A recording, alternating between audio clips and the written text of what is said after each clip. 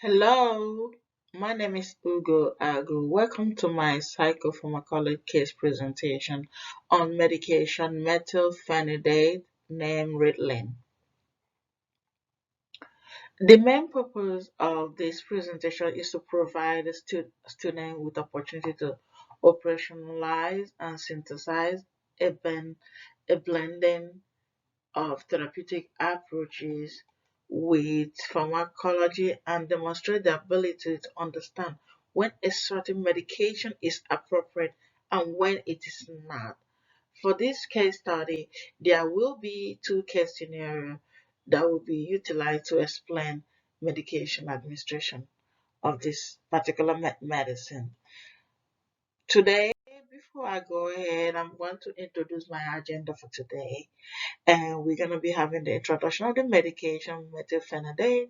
We're going to talk about the evidence-based research case studies, treatment plan, expected overall encounter, culture and development influence, timeline summary, and then summary.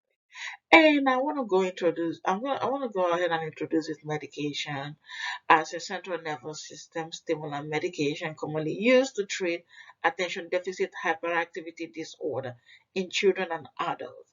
Ritalin works by increasing the level of dopamine in the brain, which can help improve focus, attention, and reduce impulsivity. Ritalin is a Schedule II controlled substance due to its potential for abuse and dependency. And we can also talk about the potential side effect and risk, which is decreased appetite, insomnia, and stomach pain. And also serious side effects that should be really taken seriously are high blood pressure, heart problem, psychotic symptoms such as hallucination or delusion. Also risk of abuse or addiction. Caution. Patients with medical conditions such as heart problem or glaucoma may not be safe or to be recommended to take Ritalin. I want to start with the evidence-based research that justifies medication administration on a 10-year-old male with a diagnosis of ADHD. This patient has no significant medical history, but has a family history of ADHD from the mother. Patient is a 10-year-old. We receive information from the parent and the report from the school of child impulsivity in school and lack of attention in school that's affected his academic performance and social activities. This patient is not currently in any form of medication, have no allergies. Well, on assessment, vital signs were normal and patient were within normal limit. Patient was neurological intact, but he has difficulty sustaining attention during our evaluation because patient was easily distracted. And because patient was showing a little bit of fidgeting and he has all the symptoms of anxiety. So patient, we have the combined uh, diagnosis for the patient, which is ADHD and anxiety with ICD code F90.2. And then we had an encounter of another student, of another patient of ours that came in, a 35-year-old male with history of substance abuse. He reported using alcohol and cocaine to cope with anxiety symptoms. And but for the past few months and weeks, patients have been having insomnia, easily irritated and agitated. This patient doesn't have any other medical condition, have no known allergy, but patient report a history of childhood trauma that he experienced that causes stress or that's always triggering his symptoms. So right now he's currently unemployed and he's living alone. So patient has not undergone any diagnostic test at the moment that he came to visit us.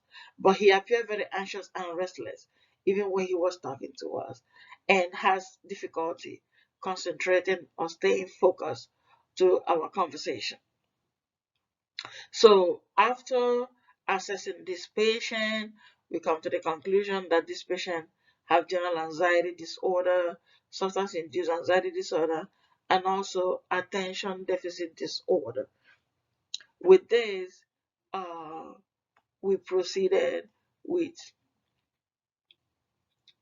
our plan. So the treatment plan for the case study one uh, show show that patient qualified to be treated with Ritalin because of evidence-based show that Ritalin is a medication commonly used to treat ADHD. It works by the increasing the level of dopamine in the brain, which helps improve focus and reducing impulsivity. And also, the reason why we chose this is because patient has uh, inability to pay attention and control impulsive behavior. And then again, but it will be prescribed to the patient because of their experiencing all these symptoms of disruptive behavior in social uh, situations. We also have evidence-based non-pharmacological intervention, parents and teacher education on ADHD behavior management techniques, and academic accommodations such as extra time for assignments and preferential seating. This is where we called the 504 plan and the IEP education process. And then for the patient of case number 2, we will not use the Ritalin because this patient require to have SSRI, which has been shown to be effective in treating generalized anxiety disorder. But we did not have any lab done, but and we also believe that patient with evidence-based non-pharmacological intervention, the patient will be able to be referred to the therapy specialized for cognitive behavioral therapy, and also uh, because it helps to treat a patient that has abuse and dependence issue. And because of the high risk of dependency, when we use Ritalin, it's going to interfere with patient treatment. So, Ritalin is a stimulant medication that can be addictive and have side effects such as anxiety. So, we are not going to exacerbate this symptom by putting this patient on this medication. So, Ritalin should never be prescribed for the patient of case study 2 due to a history of substance abuse, anxiety. So, alternative treatment such as psychotherapy or stimulant medication may be more appropriate for this patient condition.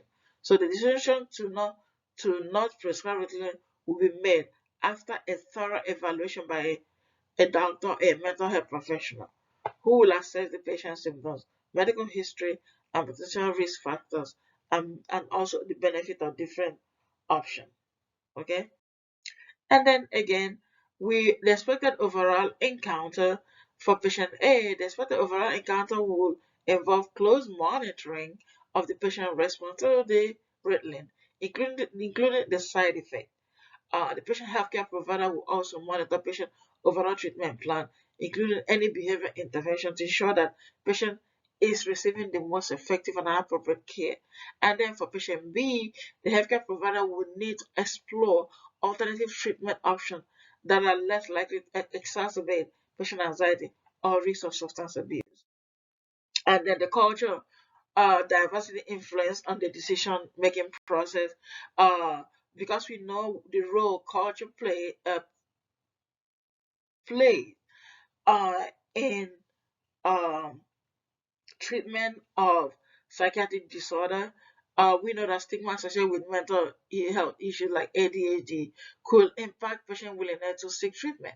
Also, cultural belief about medication and the role of healthcare provider may also influence. So that's why we healthcare provider will have to be careful and make sure that we are playing a better role to influence patient decision and through our communication, our body language, and our exposure. Hence, it is imperative that healthcare providers learn to be culturally sensitive. And then again, we'll talk about the medication treatment for healthcare conditions should always be individualized. The decision to use or not to use a medication like Ritalin should be made after a thorough evaluation of the patient's medical history. And then Staying up to date with latest research and guidelines is crucial when making informed decisions about medication treatment. So, in conclusion, overall, the conclusion highlights the need for a personalized, evidence-based approach to medication treatment in mental health, with due consideration of individual differences, diversity factors that may affect treatment outcome. This is my references, and thank you so much for your audience. If you have any question, please hit me up through my email address. And I want to thank you once again for your audience. Have the most wonderful day. Thank you.